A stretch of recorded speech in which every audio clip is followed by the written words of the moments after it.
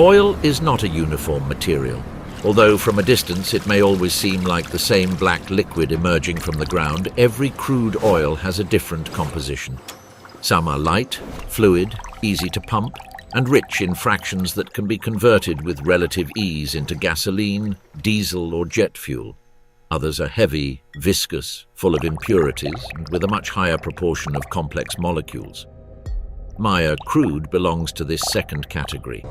It is one of the best-known Mexican crudes, but also one of the most demanding for a refinery. Its difficulty begins with its density. A heavy crude contains more long-chain hydrocarbons, more aromatic compounds, more resins, and more asphaltans. This means that when it enters a refining plant, it does not immediately deliver large amounts of gasoline or diesel. On the contrary, it tends to leave many heavy residues, fuel oil, coke, or fractions that require additional treatments. In industrial terms, this changes everything. A simple refinery designed for light crudes can distill it but cannot fully exploit it. To convert it into valuable products, it needs deep conversion units, high-pressure reactors, hydrogen systems, desulfurization units, and equipment capable of working with corrosive materials. The second problem with Maya crude is sulfur. Sulfur occurs naturally in many oils, but in heavy crudes, it is usually found in higher concentrations. For modern industry, this represents an enormous obstacle. If sulfur remains in gasoline or diesel, it produces sulfur oxides when burned. Polluting compounds that damage the air, contribute to acid rain, and affect vehicle emission control systems. Furthermore, sulfur can also damage catalysts and internal equipment. Therefore, a refinery that processes sour crudes, as high sulfur oils are called, needs specialized units to remove it almost completely. The third challenge lies in the metals and contaminants present in some heavy fractions. Nickel, vanadium, nitrogen, and other compounds can interfere with catalytic processes. A catalyst is a substance designed to accelerate a chemical reaction without being fully consumed. In a modern refinery, catalysts are essential for breaking molecules, reorganizing them, or cleaning them. However, certain metals in heavy oil can poison them, covering their active surface and reducing their performance. Thus, processing Maya crude does not simply consist of heating it. It requires a precise sequence of separation, conversion, and cleaning.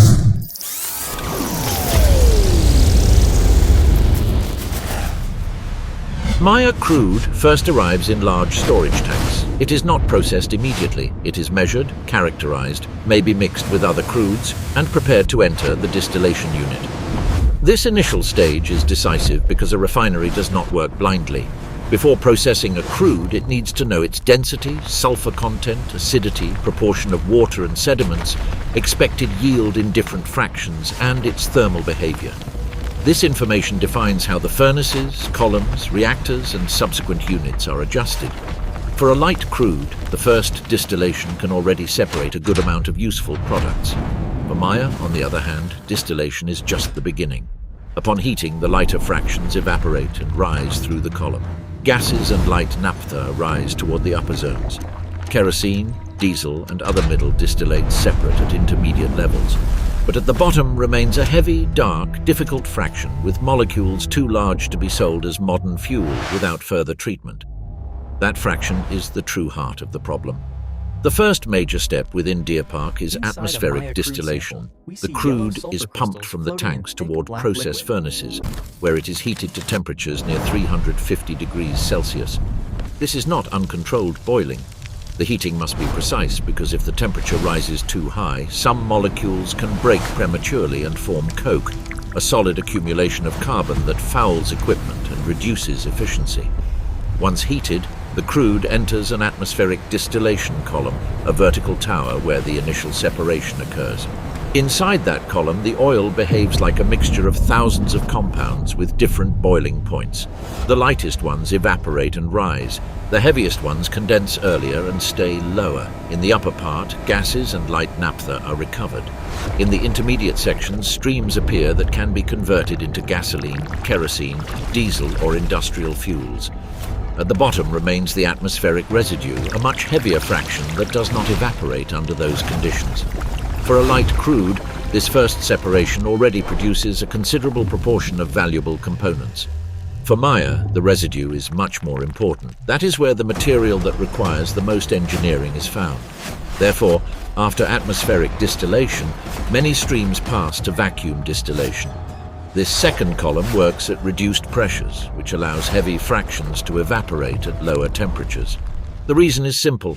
If one tried to heat the residue too much at atmospheric pressure, the molecules would degrade uncontrollably.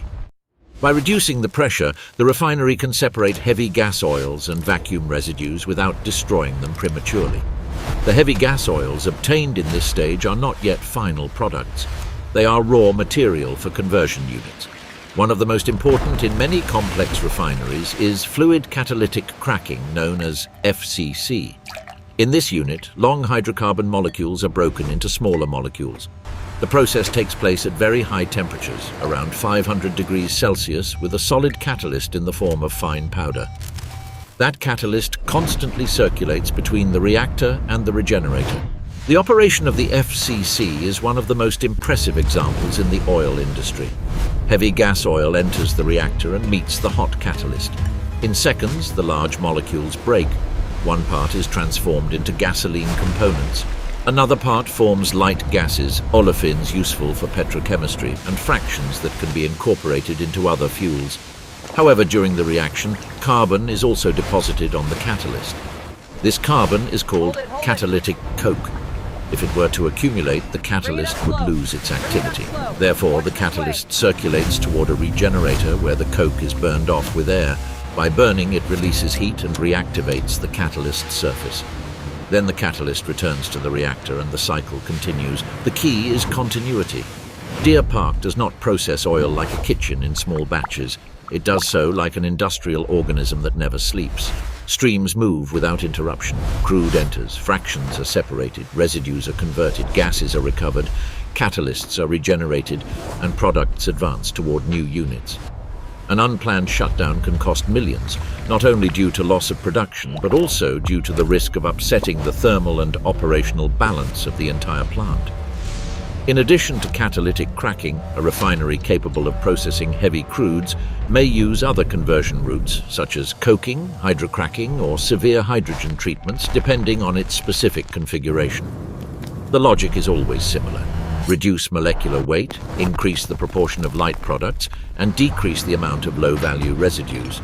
In the case of Maya crude, this conversion is indispensable. Without it, an excessive part of the barrel would remain trapped in heavy fractions, less profitable and more polluting. But breaking molecules is not enough. The resulting fuels still contain impurities. That is where one of the most important stages comes in: hydrodesulfurization. This operation is carried out in reactors where hydrocarbon streams are mixed with hydrogen under high pressure and temperature. In the presence of special catalysts, the sulfur bound to organic molecules separates and is converted into hydrogen sulfide. This gas is not released into the environment. It is captured and sent to treatment units where it can be converted into elemental sulfur through recovery processes. Hydrodesulfurization is fundamental to meeting environmental standards. Modern fuels have strict sulfur limits. In diesel, for example, sulfur reduction has allowed the development of advanced emission control systems, such as particulate filters and reduction catalysts. If the fuel had too much sulfur, these systems would degrade faster. Therefore, processing Maya crude requires an enormous cleaning capacity. It is not enough to get diesel, it is necessary to get diesel that meets specifications. Hydrogen then becomes a strategic raw material. In hydrotreating units, hydrogen is not an auxiliary detail. It is the chemical tool that allows the removal of sulfur, nitrogen, oxygen, metals, and the saturation of certain unstable compounds. Its production, compression, and distribution within the refinery consume energy and require infrastructure. That is why heavy crudes are more expensive to process. They need more heat, more pressure, more hydrogen, more catalysts, and more controls.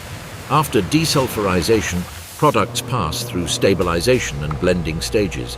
The final gasoline does not come out of a single pipe as a single substance.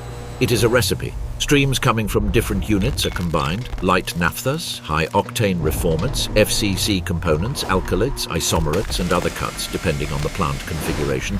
Every blend must meet parameters of octane rating, vapor pressure, sulfur content, stability, volatility, and performance. Diesel is also adjusted to meet requirements for cetane number, density, lubricity, flashpoint, and behavior at different temperatures.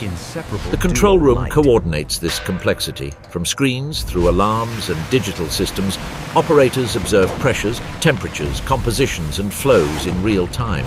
They do not see the oil as a black mass. They see it as data, curves, levels, mass, and energy balances. Every barrel turns into a series of technical decisions: how much it is heated, which unit it is sent to, which stream is mixed, which product is corrected, which catalyst is regenerated, which gas is recovered, which water is treated, which emission is controlled. Along this path, Maya crude loses its original form. It enters as a viscous liquid, unattractive for a simple refinery, and exits divided into multiple products. One part turns into gasoline, another into diesel, another into aviation fuel or intermediate components, another into gases, coke, recovered sulfur, or industrial raw materials. None of this happens by magic. It happens because the refinery subjects the oil to a sequence of physical and chemical forces: heat, pressure, vacuum, catalysts, hydrogen, separation, and blending.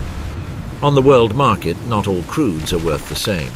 A light and sweet crude with low density and little sulfur usually has a higher price because it is easier to refine and produces more high-value fuels with less treatment. A heavy and sour crude like Maya usually sells at a discount because it requires more investment, more energy, and greater technical complexity. For many refineries, this discount does not compensate for the difficulties. For a prepared refinery, it can turn into an advantage. The business logic is simple in appearance but complex in operation. If a plant can buy cheaper heavy crude and efficiently convert it into gasoline, diesel, and other high-value products, it can capture a significant margin.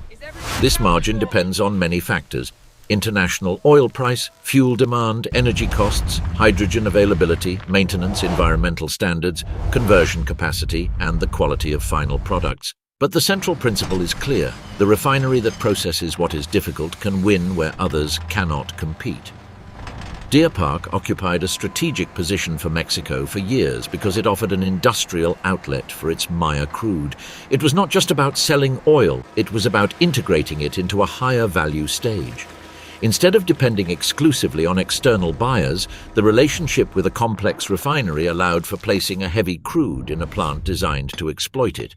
This connection between Mexican production and refining on the Gulf Coast was part of a broader energy vision, ensuring processing capacity for an oil that did not fit perfectly into every market. The location also helped. The United States Gulf Coast concentrates one of the largest refining networks in the world. There are ports, terminals, pipelines, petrochemical plants, industrial suppliers, shipyards, specialized services, and an experienced workforce. This concentration creates efficiency. A refinery like Deer Park does not depend solely on its internal equipment. It depends on a complete ecosystem that can provide parts, catalysts, maintenance, transport, laboratory analysis, and emergency solutions. In refining, external infrastructure can be as important as the plant itself. Processing Maya crude, however, has a high energy cost. Heating heavy streams requires more fuel. Compressing hydrogen consumes electricity. Keeping furnaces, pumps, and reactors in permanent operation involves enormous energy demands. In addition, units working with sulfur, hydrogen, and high pressures must meet very strict safety standards. Every valve, every exchanger, every line, and every reactor are subject to inspections, maintenance, and monitoring. Profitability exists, but it does not come for free. It is the result of precisely operating billions of dollars worth of machinery. There is also the environmental cost. Refining heavy crudes generates more challenges than processing light crudes. There is more sulfur to remove, more residue to manage, more hydrogen to consume, and more potential emissions to control. That is why a modern refinery needs systems for sulfur recovery, water treatment, vapor control, emission monitoring, and the safe management of byproducts. The sulfur extracted from the oil can eventually be turned into raw material for the chemical industry, fertilizers, or other uses. What was once a dangerous impurity is transformed into a controlled byproduct. Safety is another central element. A refinery works with flammable materials, toxic gases, extreme pressures, and temperatures capable of destroying equipment if something fails.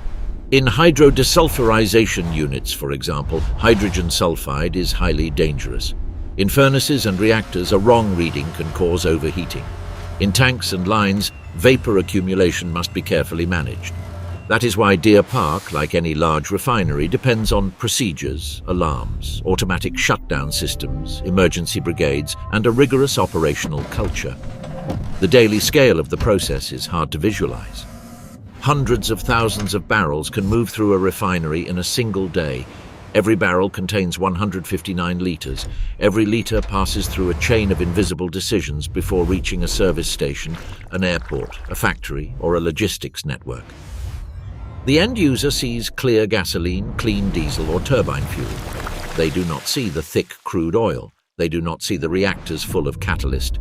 They do not see the high-pressure hydrogen. They do not see the columns where fractions separate by temperature. They do not see the sulfur that had to be removed so that fuel could burn according to modern standards. At Deer Park, the oil that no one wants proves an uncomfortable truth of the energy industry. Value is not always in the easiest raw material, but in the ability to transform it. A light crude already brings part of the work done by nature.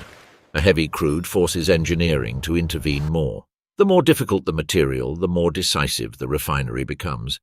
Therein lies the difference between selling a problematic barrel at a discount and converting it into products that support roads, transport, aviation, agriculture, trade, and urban movement. Maya crude was not tamed because it stopped being heavy. It was tamed because Deer Park learned to treat its weight as a technical variable. Its sulfur became a recoverable stream. Its long molecules became raw material for cracking. Its residues were integrated into conversion units. Its commercial difficulty turned into a margin opportunity. The refinery acted as a giant chemical correction factory where every defect in the oil was attacked by a different technology. This process also shows the modern dependence on extremely complex industrial systems. Filling a tank seems like a simple act, but behind that gesture are geology, extraction, maritime transport, storage, distillation, cracking, desulfurization, blending, quality control, and distribution. There are engineers, operators, chemists, maintenance technicians, laboratories, pipelines, trains, ships, and trucks.